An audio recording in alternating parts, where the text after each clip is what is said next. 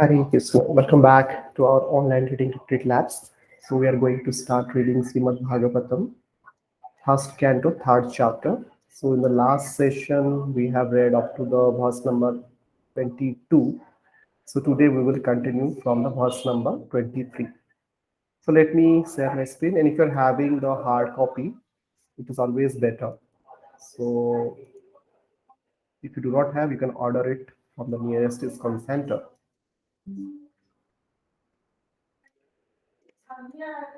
So let me read from the canto number 1, chapter number 3, verse number 23. So as usual, we'll be reading only the translation and the purport. The translation goes like this. In the 19th and 20th incarnations, the Lord advented himself as Lord Balaram and Lord Krishna in the family of Vrishni, the Yadu dynasty, and by doing, he removed the burden of the world. Purport. The specific mention of the word Bhagavan in the text indicates that Balaram and Krishna are original forms of the Lord. This will be further explained later. Lord Krishna is not an incarnation of the Purusha, as we learned from the beginning of this chapter. He is directly the original personality of Godhead, and Balaram is the first plenary manifestations of the Lord. From Baladev, the first phalanx of plenary expansions, Vasudev, Sankarshan, Anirudh, and Kadyumna expands. Lord Sri Krishna is Vasudeva and Baladev is Sankarsana. We'll go to the next verse. Canto number 1, chapter number 3, verse number 24. Translation. Then, in the beginning of Kali Yuga, Lord will appear as Lord Buddha, the son of Anjana, in the province of Gaya, just for the purpose of deluding those who are envious of the faithful theist. Purport. Lord Buddha, a powerful incarnation of the personality of Godhead, appeared in the province of Gaya, Bihar, as the son of Anjana, and he preached his own conceptions of the non-violence and deprecated even the animal sacrifices mentioned in the Vedas. At the time when Lord Buddha appeared, the people in general were atheistic and preferred animal flesh to anything else. On the plea of Vedic sacrifice, every place was practically turned into a slaughterhouse and animal killing was indulged in unrestrictedly. Lord Buddha preached non-violence, taking pity on the poor animals, taking on the poor on the animals. He preached that he didn't believe in the tenets of the Vedas and stressed the adverse psychological effects incurred by the animal killing. Less intelligent men of the age of Kali, who had no faith in God, followed his principle, and for the time being, they were trained in moral discipline and non-violence. The preliminary steps for proceeding further on the path of God realization. He deluded the atheist because such atheists who followed his principles didn't believe in God, but they kept their absolute faith in Lord Buddha, who himself was the incarnation of God. Thus, the faithless people were made to believe in God in the form of Lord Buddha. That was the mercy of Lord Buddha. He made the faithless faithful to him. Killing of animals before the advent of Lord Buddha was the most prominent feature of the society.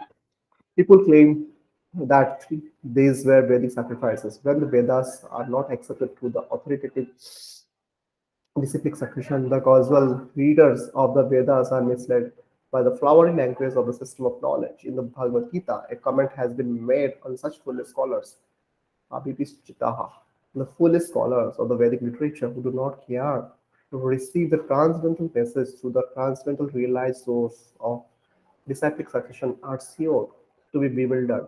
To them, the ritualistic ceremonies are considered to be all in all. They have no depth of knowledge, according to Bhagavad Gita 15.15. Vedasya Sarvai Ahameva Vedya. The whole system of the Vedas is to lead one gradually to the path of the Supreme Lord. The whole theme of the Vedic literature is to know the Supreme Lord, the individual soul, the cosmic situation, and the relation between all these items. When the relation is known, the relative function begins, and as a result of such function, the ultimate goal of life, or going back to Godhead, takes place in the easiest manner. Unfortunately, unauthorized scholars of the Vedas become captivated by the purificatory ceremonies only, and natural progress is thereby checked. To such bewildered persons of atheistic propensity, Lord Buddha is the emblem of theism. He therefore first of all wanted to check the habit of animal killing. The animal killers are dangerous elements on the path going back to Godhead. There are two types of animal killers. The soul is also sometimes called the animal or the living being. Therefore, both the slaughter of animals and those who have lost the identity of soul are animal killers. Maharaja Parikshit said that only the animal killer cannot release the transcendental message of the Supreme Lord. Therefore, if people are to be educated to the path of Godhead, they must be taught first and foremost to stop the process of animal killing as above mentioned. It is nonsensical to say that animal killing has nothing to do with spiritual realization. By this and dangerous theory, many so-called sannyasis have sprung up by the grace of Kali Yuga to preach animal killing under the garb of the Vedas. The subject matter has already been discussed in the conversation between Lord Chaitanya and Maulana Ajad Kaji Sahib. The animal sacrifice is stated in the Vedas is different from the unrestricted animal killing in the slaughterhouse. Because the Asuras of the so-called scholars of the Vedic literatures put forward the evidence of animal killing in the Vedas, Lord Buddha superficially denied the authority of the Vedas. This rejection of the Vedas by Lord Buddha was adopted in order to save people from the vice of animal killing as well as of say to save the poor animals from the slaughtering process of their big brothers who clamor for universal brotherhood, peace, justice, and equity. There's, there is no justice when there's animal killing. Lord Buddha wanted to stop it completely, and therefore that his cult of ahimsa was propagated not only in India but also outside the country. Technically, Lord Buddha's philosophy is called atheistic because there is no acceptance of the Supreme Lord because the system of philosophy denied the authority of the Vedas. But that is an act of the camouflage by the Lord. Lord Buddha is the incarnation of Lordhead. As such, he is the original propounder of Vedic knowledge. He therefore cannot reject Vedic philosophy. But he rejected it outwardly because the Suradvisa or the demons who are always envious of the devotees of the Godhead try to support cow killing or animal killing from the pages of the Vedas. And this is now being done by the modernized sannyasis.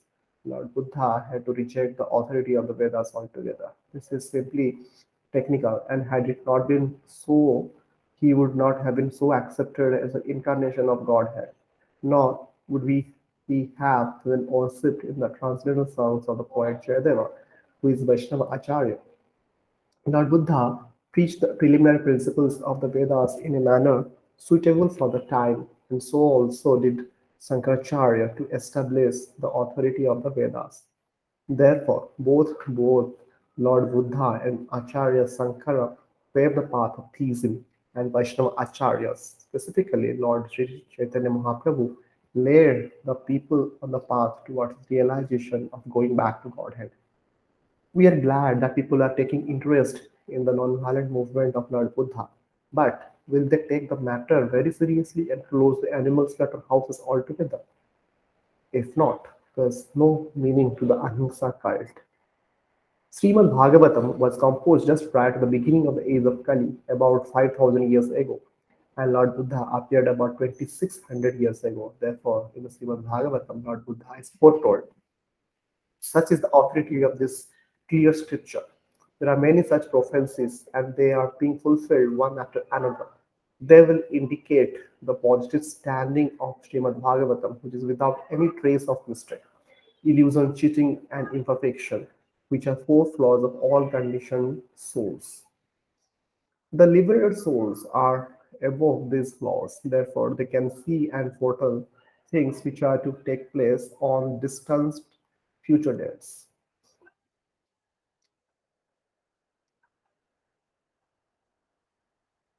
Go to the next verse number 25, translation. Thereafter, at the conjunction of the two yugas, the Lord of the creation will take his path as Kalki incarnation and become the son of Vishnu Yasa. At this, almost all the rulers of the earth will have degenerated into plunderers. Purport. Here is another foretelling of the advent of Lord Kalki, the incarnation of Godhead. He is to appear at the conjunction of the two yugas, namely at the end of Kali Yuga and the beginning of Satya Yuga. The cycle of the four yugas, namely Satya, Treta, Dwapara, and Kali, rotates like the calendar months. The present Kali Yuga lasts 4,32,000 years, out of which 2,000 years, out of which we have passed only 5,000 years after the Battle of Kurukshetra, and at the end of the regime of King Parikshit. So there are 4,27,000 years balance yet to be finished. Therefore, at the end of this period, the incarnation of Kalki will take place, as foretold in the Srimad Bhagavatam. The name of his father, Vishnu Vyasa, and learned Brahmana, and the village Samhala are also mentioned. As above mentioned, all foretellings will prove to be factual in the chronological order. That is the authority of Srimad Bhagavatam. Now we will move to the next verse, verse number 26.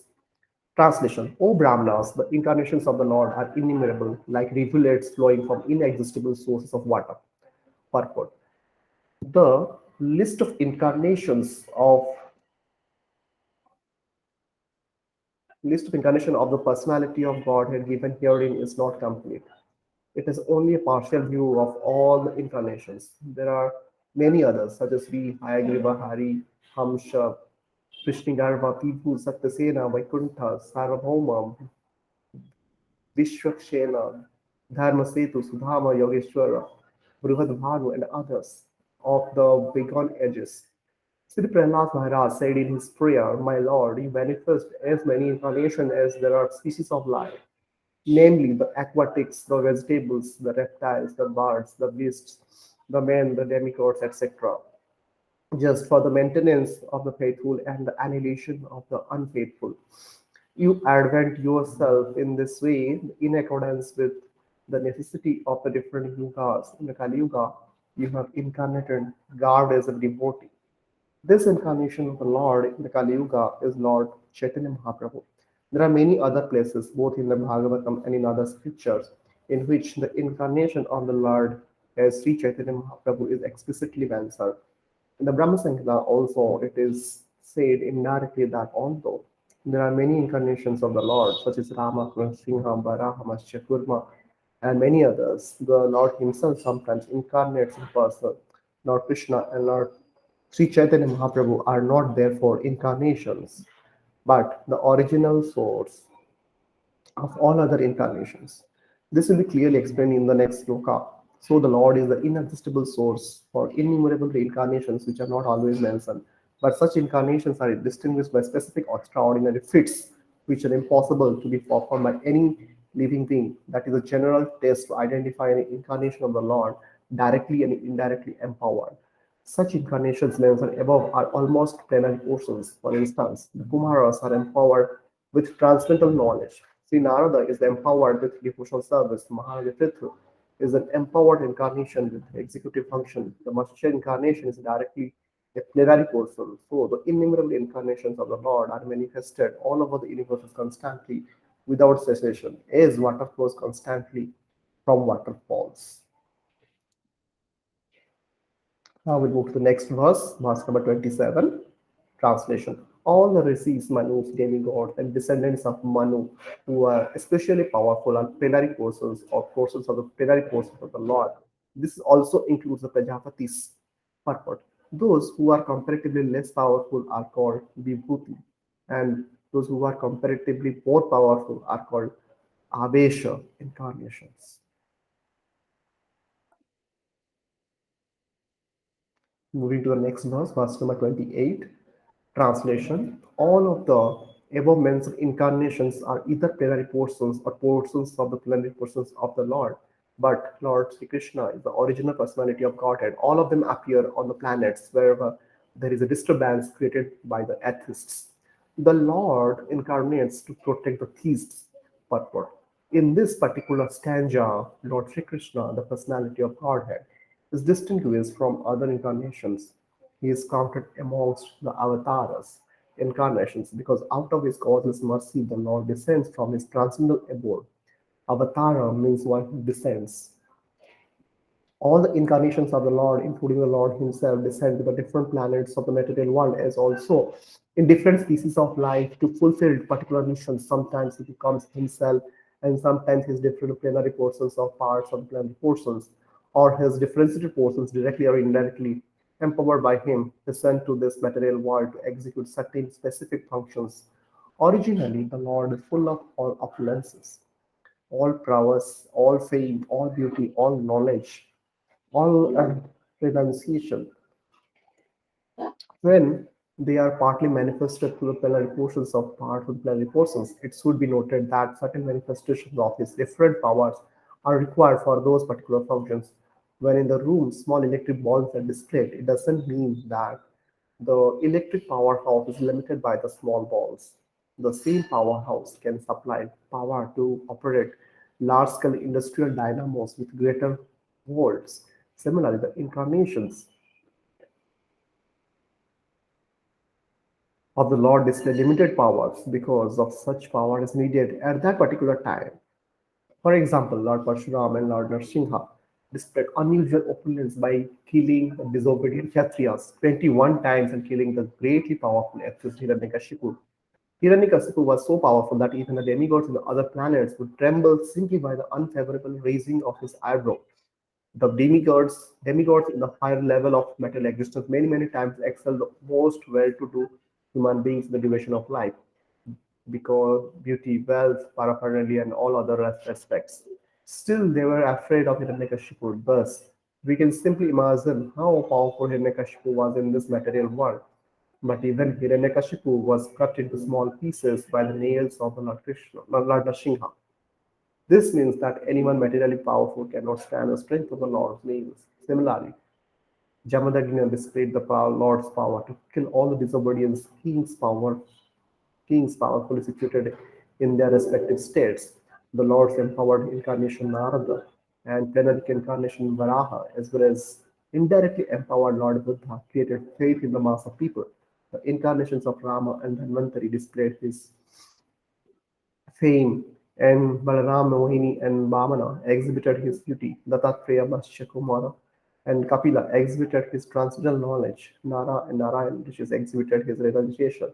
So all the different indirectly or directly empowered incarnations of the Lord manifested different features. But Lord Krishna, the primeval Lord, exhibited the complete features of the Godhead, and thus it is confirmed that he is the source of all other incarnation. And the most extraordinary feature exhibited by Lord Sri Krishna was his internal energetic manifestations of his pastimes with the cowherd girls. His pastimes with the gopis are all displays of transcendental existence, bliss, and knowledge, although these are manifested apparently as acts of the specific attraction of his pastimes to the gopis would never be misunderstood. The Bhagavatam relates this transcendental pastime in the 10th canto, and in order to reach the position to understand the transcendental nature of Lord Krishna's pastime to the gopis, the Bhagavatam promotes students gradually in 9 other cantos. According to according to According to Srila Jiva Goswami's statement in accordance with authoritative sources, Lord Krishna is the source of all other incarnation. It is not that Lord Krishna has any other source of incarnation. All the symptoms of the Supreme Truth is in full are present in the person of Lord Sri Krishna and in the Bhagavad Gita. The Lord emphatically declares that there is no truth greater than or equal to himself. In the stanza, the word Swayam is particularly mentioned to confirm that Lord Krishna has no other source than himself. Although in other places the incarnations are described as Bhagavan because of their specific functions, nowhere are they declared to be the Supreme Personality. In the stanza, the word Swayam signifies the supreme supremacy as a Samambonam. The Samambonam Krishna is one without a second. He himself has expanded himself in various parts, forces, and particles as Swayam Rupa, Swayam Prakasa, Sad Ekatma, Prabhava, Vaibhava, Vilasa, Avatara, Avesha, and Jivas, all provided with innumerable energies just suitable to the respective persons and personalities. Learned scholars in the transcendental subjects have carefully analyzed the Samambhana of Krishna to have 64 principal attributes. All the expansions or categories of the Lord possess only some percentages of these attributes, but Sri Krishna is the processor of the attributes cent percent, and his personal expansions such as Swayam Prakash and Tad Ekatma up to the categories of the avatars who are all Vishnu Tattva, which is up to 93% of these three transcendental attributes. Lord Shiva, who is neither avatar nor avesha, nor in between them, possesses almost 84% of the attributes. But the jivas, or the individual living beings in different statuses of life, possess up to the limit of 78% of the attributes. In the conditioned state of material existence, the living being possesses these attributes in very minute quantity, varying in terms of the pious life of the living being. The most perfect of living beings is Brahma, the supreme administrator of one universe. He possesses 28% of the attributes in full. All other demigods have the same attributes in less quantity, whereas human beings possess the attributes in very minute quantity. The standard of perfection for a human being is to develop the attributes up to 78% in full. The living being can never possess attributes like Shiva, Vishnu, or Lord Krishna. A living being can become godly by developing the 78% transcendental attributes in fullness, but he can never become a god like Shiva, Vishnu, or Krishna. He can become a Brahma in due course. The godly living beings, who are all residents of the planets in the spiritual sky, are eternal associates of God in different spiritual planets called Haridhama and Maheshtama. The abode of Lord Krishna above all spiritual planets is called Krishna Loka or Golaka Vrindavan, and the perfected living being, by developing 78% of the above attributes in fullness, can enter the planet of Krishna Loka after leaving the present material body. Moving to the next verse of chapter 3, canto number 1, so SB 1.3.29. Translation: Whoever carefully recites the mysterious appearance of the Lord with devotion in the morning and in the evening gets relief from all miseries of life. Purport: in the Bhagavad Gita, the personality of God has declared that anyone who knows the principles of the transcendental birth and activities of the Lord will go back to Godhead after being relieved from this material tabernacle the tabernacle. So, simply knowing factually the mysterious way of the Lord's incarnation in this material world can liberate one from material bondage. Therefore, the birth and activities of the Lord, as manifested by Him for the welfare of the people in general, are not ordinary. They are mysterious, and only by those who carefully try to go deep into the matter by spiritual devotion is the mystery discovered. Thus, one gets liberation from material bondage. It is advised, therefore, that one who simply recites this chapter of Bhagavatam, describing the appearance of the Lord in different incarnations, in sincerity and devotion, can have insight into the path and activities of the Lord. The very word vimukti or liberation indicates that Lord's birth and activities are all transcendental, otherwise, simply by reciting them, one couldn't attain liberation. They are therefore mysterious. And those who do not follow the prescribed regulations of devotional services are not entitled to enter into the mysteries of his births and activities. Moving to the next verse, verse number 30. Translation: The conception of Virat universal form, the Lord, as appearing in the material world is imaginary. It is to enable the less intelligent and neophytes to adjust the idea of the Lord's having form. But factually, the Lord has no material form.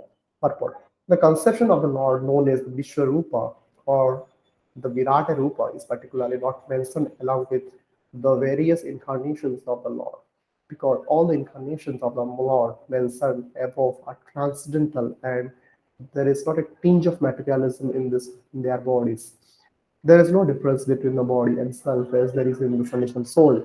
The Virata Rupa is conceived for those who are just unified worshippers.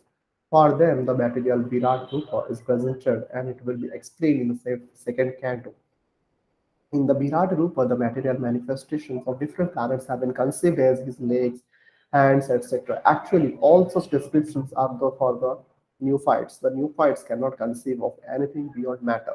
The material conception of the Lord is not counted in the list of his actual forms. As Paramatma or Super Soul, the Lord is within each and every material form, even within the atoms, but the outer material form is but an imagination, both for the Lord and for the living being. The present forms of the conditioned souls are also not factual. The conclusion is that the material conception of the body of the Lord as Virata is imaginary. For the Lord and the living beings are living spirits and have original spiritual bodies. Moving to the next verse, chapter number 1, chapter number 3, verse number 31. Translation: Clouds and dust are carried by the air, but less intelligent persons say that the sky is cloudy and the air is dirty. Similarly, they also implant material bodily conceptions on the spirit self. Purport: It is further confirmed herein that with our material eyes and senses we cannot see the Lord, who is all spirit. We cannot even detect the spiritual spark which exists within the material body of the living being. We look at the outer covering of the body or subtle mind of living being, but we cannot see the spiritual spark within the body.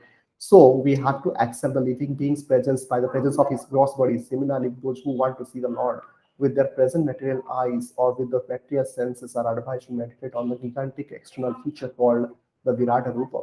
For instance, when a particular gentleman goes in his car, which can be seen very easily, we can identify the car with the men within the car. When the president goes out in his particular car, we say there is the president. For the time being, we identify the car with the president. Similarly, less intelligent men who want to see God immediately without necessary qualification are known as the gigantic material cosmos as the form of the Lord, although the Lord is within and without. The clouds in the sky and the blue of the sky are better appreciated in this connection. Although the bluish tint of the sky and the sky itself are different, we can see the color of the sky as blue. But that is a general conception for the layman only.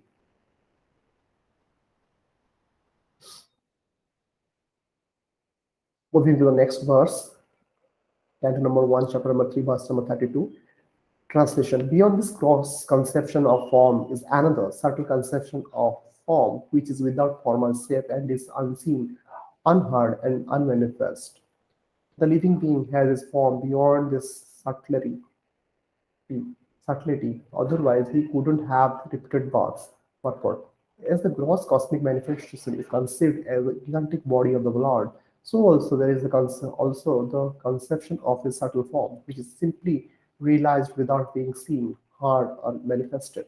But in fact, all this gross or subtle conception of the body are in relation with the living beings. The living being has its his spiritual form beyond this gross material or subtle psychic existence. The gross body and psychic functions cease to act as soon as the living being leaves the visible gross body. In fact, we say that the living being has gone away because he is unseen and unheard. Even when the gross body is not acting, when the living being is in sound sleep, we know that he is within the body by his breathing. So the living being's passing away from the body doesn't mean that there is no existence of the living soul. It is there. Otherwise, how can we repeat his words again and again? The conclusion is that the Lord is eternally existence in his transcendental form, which is neither gross nor subtle like that of the living being. His body is never to be compared to the gross and subtle bodies of the living being. All such conceptions of God's body are imaginary. The living being has his eternal spiritual form, which is conditioned only by his material contamination.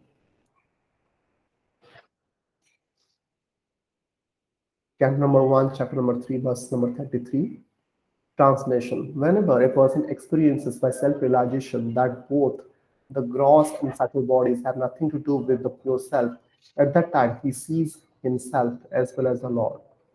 Purport. The difference between self realization and material illusion is to know that the temporary or illusory impositions of material energy in the shape of gross and subtle bodies are superficial coverings of the self. The covering takes place due to ignorance. Such coverings are never effective in the person of personality of Godhead. Knowing this, unlessing this called liberation or seeing the absolute. This means that the perfect self-realization is made possible by adoption or godly and or spiritual life. Self-realization means becoming indifferent to the needs of the gross and subtle bodies and becoming serious about the activities of the self. The impetus for activities is generated from the self, but such activities become illusory due to ignorance of the real position of the self. By ignorance, self-interest is calculated in terms of the gross and subtle bodies, and therefore a whole set of activities is spoiled, life after life. When, however, one meets the self by proper culture, the activities of the self begin. Therefore, a man who is engaged in the activities of the self is called Jivan Mukta. And self is called Jivan Mukta or a liberated person even in the conditional existence. This perfect stage of self-realization is attained not by artificial means but under the lotus feet of the Lord, who is always transcendental. In the Bhagavad Gita, the Lord says that He is present in everyone's heart, and from Him only all knowledge, remembrance, and forgetfulness takes place. When the living being desires to be an enjoyer of the material energy, illusory phenomena, the Lord covers the living being in the mystery of forgetfulness, and thus the living being misinterprets the gross body and subtle mind to be his own self. And by culture of transcendental knowledge, when the living being prays to the Lord for deliverance from the clutches of forgetfulness, the Lord, by his causeless mercy, removes the living being's illusory curtain, and thus he realizes his own self. He then engages himself in the service of the Lord in his eternal constitutional position, becoming liberated from the conditioned life. All this is executed by the Lord either through his external potency or directly by the internal potency.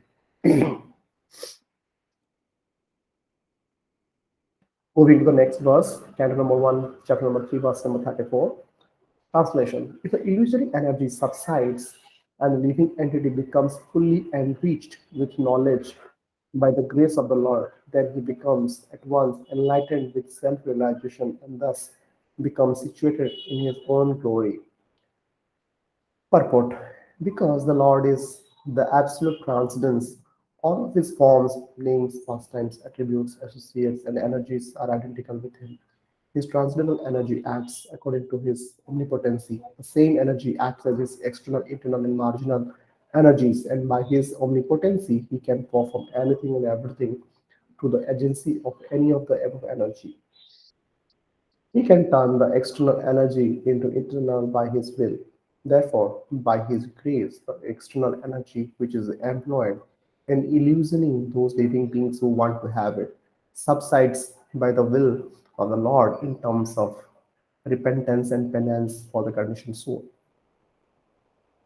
And the very same energy then acts to help the purified living being make progress on the path of self-realization. The example of electrical energy is very appropriate in this connection. The expert electrician can utilize the electrical energy for both heating and cooling by adjustment only. Similarly, the external energy, which now bewilders the living being into continuation of birth and death, is turned into internal potency by the will of the Lord to lead the living being to eternal life. When a living being is thus graced by the Lord, is placed in his proper constitutional position to enjoy eternal spiritual life. Moving to the next verse, canto number 1, chapter number 3, verse number 35. Translation: thus, learned men describe the births and activities of the unborn and inactive, which is undiscoverable even in the Vedic literature. He is the Lord of the heart. Purport: both the Lord and the living entities are essentially all spiritual. Therefore, both of them are eternal, and neither of them has birth and death. The difference is that the so-called births and disappearances of the Lord are unlike those of the living beings. The living beings who take birth and death, then again accept death, are bound by the laws of material nature. The so-called appearance and disappearance of the Lord are not actions of the material nature, but are demonstrations of the eternal potency of the Lord. They are described by the great sages for the purpose of self-realization. It is stated in the Bhagavad Gita by the Lord that his so-called birth in the material world and his activities are all transcendental, and simply by meditation on such activity, and one can attain realization of Brahman and thus become liberated from the material bondage. In the Srutis, it is said that the birthless appears to take birth. The Supreme has nothing to do, but because he is omnipotent, everything is performed by his by him naturally, as if done automatically. As a matter of fact, the appearance and disappearance of the Supreme Personality of Godhead and his different activities are all confidential, even to the Vedic literatures. Yet they are displayed by the Lord to bestow mercy upon the conditioned soul. We should always take advantage of the narrations of the activities of the Lord, which are meditations on Brahman in the most convenient and palatable form. Moving to the next verse, chapter number 1, chapter number 3, verse number 36. Translation: the Lord, whose activities are always spotless, is the master of six senses and is fully omnipotent with six opulences. He creates the manifested universes, many maintains them and annihilates them without being in the least affected. He is within every being, living being, and is always independent. Purport. The prime difference between the Lord and the living entities is that the Lord is the creator and the living entities are the created. Here he is called the Amogha Lila, which indicates that there is nothing lamentable in his creation. Those who create disturbances in his creation are themselves disturbed. He is transcendental to all material afflictions because he is full with all six appearances, namely wealth, power, fame, beauty, knowledge, and renunciation, and thus he is the master of the senses. He creates these manifested universes in order to reclaim the living beings who are within them. Suffering threefold miseries maintains them, and in due course annihilates them without being the least affected by such actions. He is connected with this material creation very superficially, as one smells odor without being connected with the odorous article. Non godly elements, therefore, can never approach him despite all endeavors. So today we will stop here. From the next session, we will continue from the verse number 37. Hare Krishna. Srila Prabhupada ki Jai. Srimad Bhagavatam Grantaraj ki Jai. Hare Krishna.